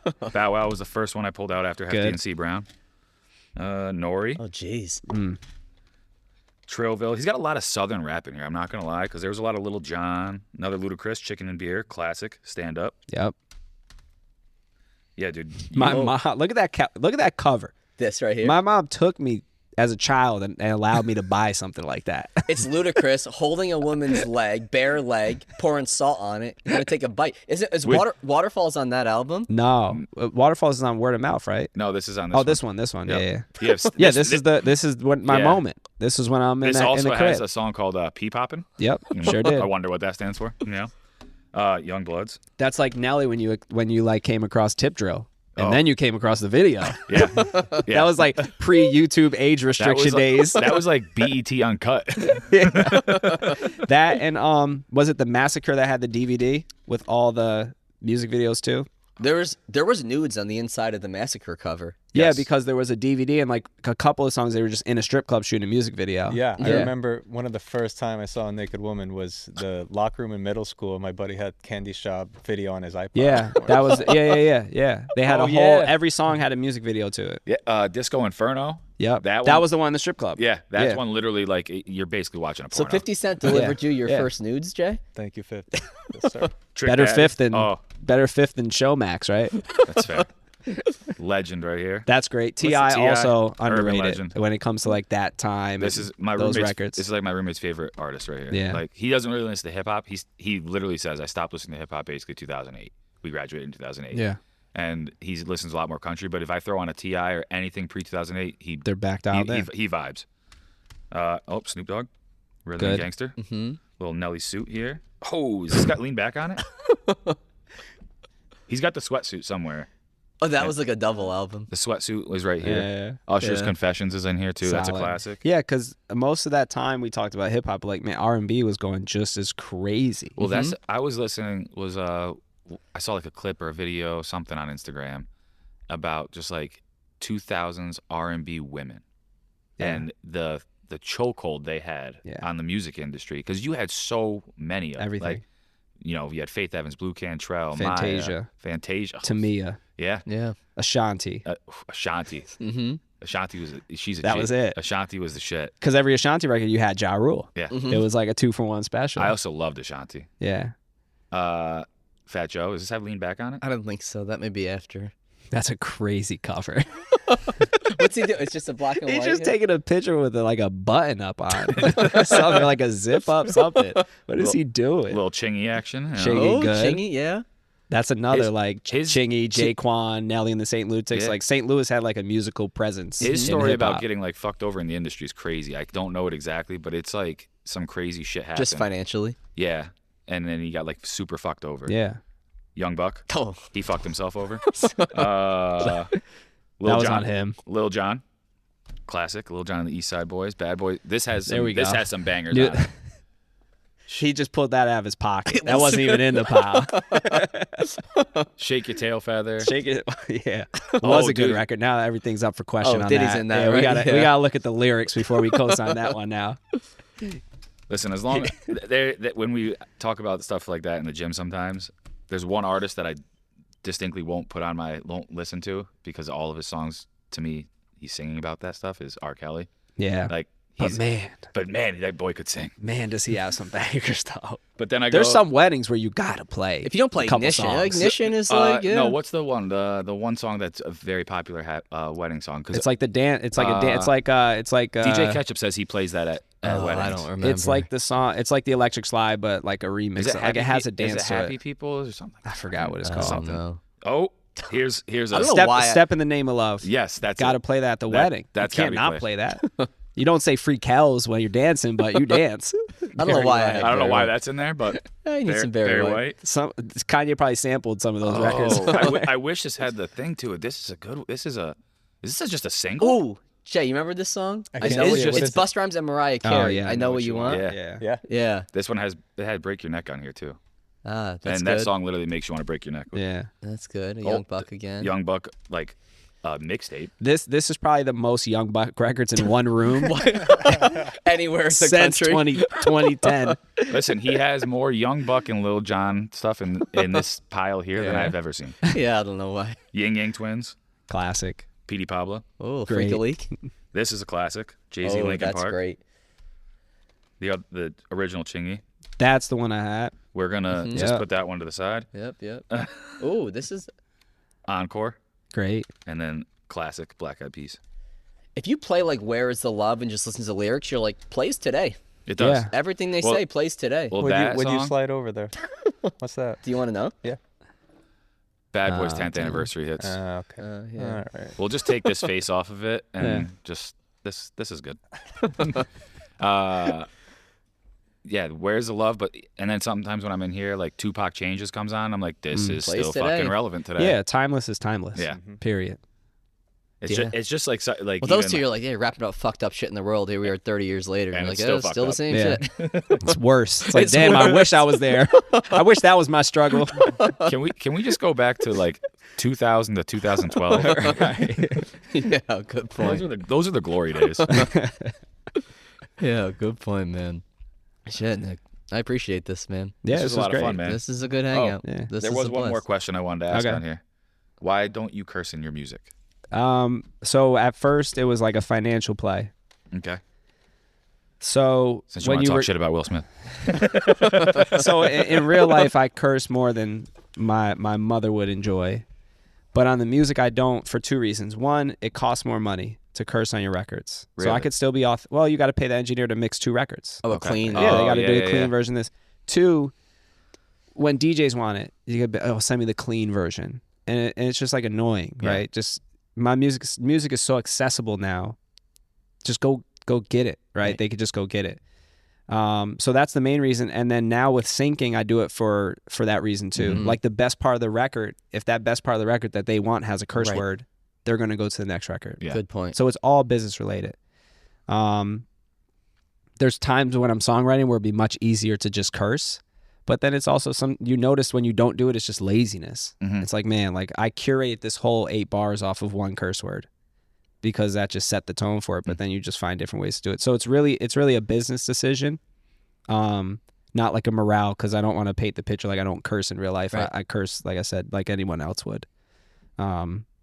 But it's just business. It's just easier. It's one record. Yeah. I have DJs that still hit me, hey, send me the clean version. I just send it to them. I don't even explain it. Yeah. Right. You had it. Yeah. You already got it. You but got it's it. all Like right. thanks for telling me that you actually listen to my music. But it's a good point with like the whole like sync thing and whatnot with like video games and everything, because I don't think any video games have like curse words in their songs. Like, and Yeah, now some of them like soundtracks they might, like Yeah. they have the explicit warning, but like the ads definitely don't. because I remember when Yeah. Chameleonaire made a song for, I think it was one of the NBA Lives or NBA 2Ks. It's a sick song, but he doesn't curse in it at all. Right. Like there's not a single curse word, and even like if I tried to find an unedited version, there isn't one. No. And It's power in it. Yeah. It's power in it. From a business perspective, it's powerful. and it just shows people that like, you know, you could make business decisions while being creative at the same time. Like start to think outside the box, because I think the biggest thing for me is the placements. Yeah. So like they don't have to think about if it's going to hit the same. Right. Like it's just the record's there. What do you like out of it? Use it that way. But yeah, it's I don't know. That's really the only reason. It's deep, but it's not that crazy of a concept. Yeah, that was one of the questions on here. I was just wondering, because obviously I've heard you curse on here, so I'm like, You're like, he does curse. what's going on here? No, it's and it's just I just put out one song, so like, and it just works. Like the song could get played on Nick Jr. Or it can get played on, you know, HBO late night, whatever show is going on there. You know, so it doesn't matter. It doesn't matter. It fits in all different environments, and the families with 20 million subscribers on YouTube could use the same song as Nick Merckx. Yeah. Like, that's crazy. Right. Like, it doesn't happen for everyone. So Yeah, that's awesome. The fucking YouTube shit, right? Like our daughter, it's genius. 'Cause if you get paid on watch hour, right, that's a component. yeah. Yeah, it's like just put on this fucking Mika or Blippi or Miss Rachel, and we just leave it on. My kids are over it. Bro, I'll hear my song come on YouTube videos, and they don't even phase anymore. They don't care. They almost might be annoyed, like, make sure dad doesn't hear this in the background. Because it just, you hear it. It's crazy. It's weird. And then after a while, it becomes just like normal, which is crazy. But like, we'll be watching something unintentionally on YouTube, and it's just like, oh, that's my song. You know, we're watching like Sneaker Shopping with Joe LaPuma. It'd be like, well, there goes 4 of my beats in there. Like, it's crazy, but it's like, cool. It's cool too. Yeah. It's so now cool. it's cool because I get like the friends' mom and their kid who are like, we heard your song on this channel. Like, do you know them? I'm like, no. But comment, tell them we said what's up. Like, I got paid, so. Tell them thank you. Thank you. It's cool in that element. Or even with like the Olympics, like the news coming to my house. So cool. Is like, that I got like exposed almost. There's like parents that, because I have trouble like putting it out there, like what I do, because I treat it like a job. Like I don't go around, if I worked at like, you know, a corporate company, I wouldn't go around and be like, just randomly mention that I work at a corporate company. I have trouble with that, like talking about what I do for a living. Mm-hmm. So like I got exposed. People like, I didn't know you did music. Like they were ashamed that they didn't know, and I'm like, I don't know. It's just work. Like it's just a cooler job than, you know. Then you're not. Yeah, there's something about that. Right? People ask me what I do. I'd be like, I could make this sound so cool, but I'm always just like, I own a gym. Like, yeah. So I really, you know, I definitely relate to that too. People will ask me things like about like what I do or whatever. I'm just like, how do I word this without like? Because I also don't want to come off as like I'm an asshole because like I come off like I'm trying to showboat. Like, oh, I own a gym. Like you're selling yourself. Yeah, like, I'm just like, I own a gym. It's hard to explain that you do music because they assume like I'm touring the world, and it's like, I'm not a forefront artist. So that's why I don't really put myself out there. If I was famous, everyone would know anyway. Yeah. So there's never been a scenario where someone had a regular conversation with a regular person and they just randomly bring up like, oh, by the way, I do music if you ever come across something. Like, right. Unless there's a transaction happening or you get asked, like famous people don't even tell. They're just famous. Like you know when they're famous. That's it. I don't do it. My job does not make me famous, so I just don't talk about it. And then unfortunately I ended up on the news, and now, you know, front page of TU. It's like local dad, the soundtracks to the Olympics. Now, I'm just dropping my kids off to school, news channel, whatever is calling me to come to my house. I'm like, yeah, let me just get my kids to school real quick. But you got to come because I'm meeting someone for lunch. So you got to come right now. So yeah, it's quite the life. Yeah, man, that's cool. I know we've like bashed social media, but anything you want to plug before we jump off? Just Nbhd Nick on everything. Where's your name come from? Nick from the neighborhood. It's just shorter. Because like I always pride myself in being myself. Mm-hmm. So I'm grateful that like my artist name can also be my actual name. But Nick wasn't enough. Didn't just hit, and like you can't just make your handle Nick. Yeah. Right. There's mad ghost accounts like stealing all the cool ways. So Nbhd is just short for neighborhood. So like it's the concept that like. Not really concept. It's the theory of like I'm Nick no matter what area of the world I'm in, any neighborhood, any place I'm at, everywhere I grew up, I was always Nick, right? So that's all. Cool, man. Just a cool, complicated way of having to talk about. I've been introduced on stages before, or like should I be NHBD? I'm like, it's literally not that.